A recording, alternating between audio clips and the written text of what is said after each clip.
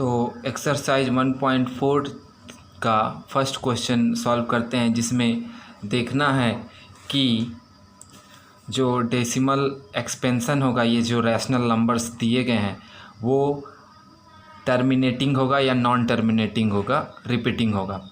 तो terminating decimal expansion के लिए जो फैक्टर है, डिनोमिनेटर के जो फैक्टर हैं वो 2n या 5 इस फॉर्म में होना चाहिए। 2n into 5m। इन दोनों में से कोई एक भी हो तो चलेगा। अगर ये है, ये नहीं है तो चलेगा। अगर ये है और ये नहीं है, 5m है, 5m के फॉर्म में हो तो भी चलेगा, या फिर दोनों के फॉर्म में होना चाहिए। किसी एक के फॉर्म में हो तो भी चलेगा, या फिर दोनों के फॉर्म में होना चाहिए। चलिए, तो 13 तो प्राइम नंबर है तो उसका फैक्टराइजेशन नहीं हो सकता। तो 38,125 का फैक्टराइजेशन मैंने किया है, तो 1 2 3 4 5 टाइम्स है। तो जैसा कि मैंने बोला था, या तो 2n के फॉर्म में होना चाहिए या 5m के फॉर्म में होना चाहिए। तो 5m के फॉर्म में है ये डेसिमल, ये रैशनल नंबर, तो डिनोमिनेटर 5m के फॉर्म में हो गया, तो ये हो गया टर्मिनेटिंग। दूसरा क्वेश्चन देख लेते हैं। 17 है, 17/8 8 का फैक्टराइजेशन कर लेंगे तो 2 2 ज़ा 4, 2 2 4, 2 1 2, 1 2 3, 2^3। तो ये भी जो है 2n के फॉर्म में है, 5m तो नहीं है, पर 2n के फॉर्म में है, तो ये भी टर्मिनेटिंग हो जाएगा। थर्ड क्वेश्चन देख लेते हैं। थर्ड क्वेश्चन में 64 है, तो 64 का फैक्टराइजेशन करेंगे तो 2^6 आएगा, और 455 का फैक्टराइजेशन किया तो 5 × 7 × 13। यहाँ पर 5m तो है, लेकिन इसके अलावा दो और नंबर हैं, दो और प्राइम फैक्टर्स हैं। तो अगर इस तरह का कोई क्वेश्चन आता है तो उसमें नॉन टर्मिनेटिंग होता है, नॉन टर्मिनेटिंग। ठीक है। थर्ड क्वेश्चन में देख लेते हैं। 15/1600 है, तो 15 का फैक्टराइजेशन कर लेंगे तो 3 × 5, और 1600 का फैक्टराइजेशन करेंगे तो 2 6 टाइम्स आएगा, 2^6, और 5 2 टाइम्स है तो 5 × 5।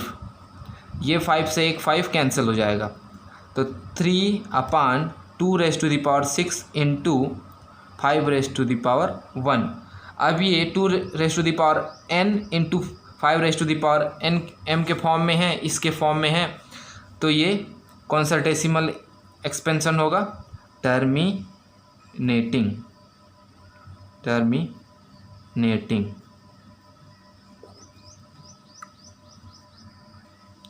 फिफ्थ क्वेश्चन देख लेते हैं। 29/343, तो 29 प्राइम नंबर है तो इसके फैक्टराइजेशन नहीं हो पाएगा। 343 का फैक्टराइजेशन करेंगे तो 7 से होगा, तो 7 × 7 × 7, तो 29/7^3। अब ये जो फैक्टराइजेशन है डिनोमिनेटर का, ये 2n × 5m के फॉर्म में नहीं है, तो ये कौन सा डेसिमल एक्सपेंशन होगा? नॉन टर्मिनेटिंग और रिपीटिंग। ठीक है। क्वेश्चन नंबर 6 में पहले से जो डिनोमिनेटर है, डिनोमिनेटर 2n × 5m के फॉर्म में है, तो पहले से ये फॉर्म में है, तो ये इस तरह के फॉर्म में है डिनोमिनेटर, तो वो डेसिमल एक्सपेंशन टर्मिनेटिंग ही होगा।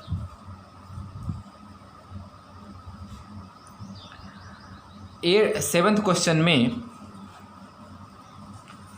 129/2^2 5^7 × 7^5। तो पहले न्यूमरेटर का फैक्टराइजेशन कर लेते हैं, और डिनोमिनेटर तो है ही।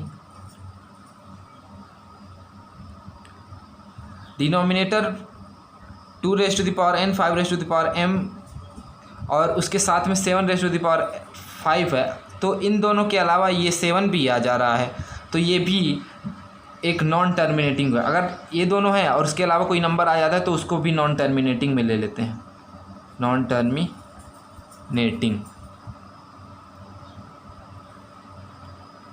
और क्या होता है, रिपीटिंग।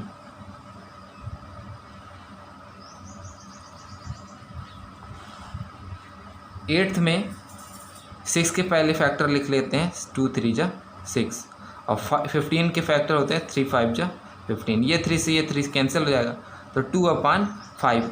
तो यहाँ पर 5 है, या तो 2 हो या तो 5 हो या तो दोनों हो, तो 5 है, तो डिनोमिनेटर में 5 है, तो ये टर्मिनेटिंग होगा।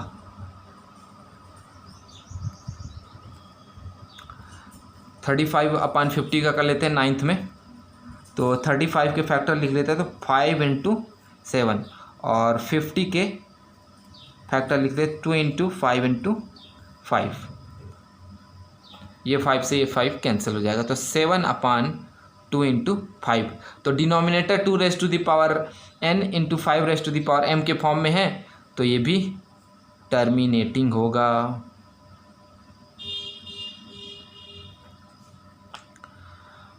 अब लास्ट पे आ जाते हैं, 77/210। तो 7 पहले न्यूमरेटर का फैक्टराइजेशन कर लेते हैं, तो 7 × 11, और 210 का फैक्टराइजेशन मैंने यहाँ किया है। तो पहले आया है 2, फिर 3, फिर 5 और फिर 7। तो 7 से 7 कैंसिल हो जाएगा, क्या हो जाएगा, 2 × 3 × 5। अब जो ये डेसिमल जो डिनोमिनेटर है वो 2m के और 5m के फॉर्म में है, लेकिन उसके अलावा 3 भी है, तो ये भी जो डेसिमल एक्सपेंशन है इसका नॉन टर्मिनेटिंग होगा और रिपीटिंग होगा।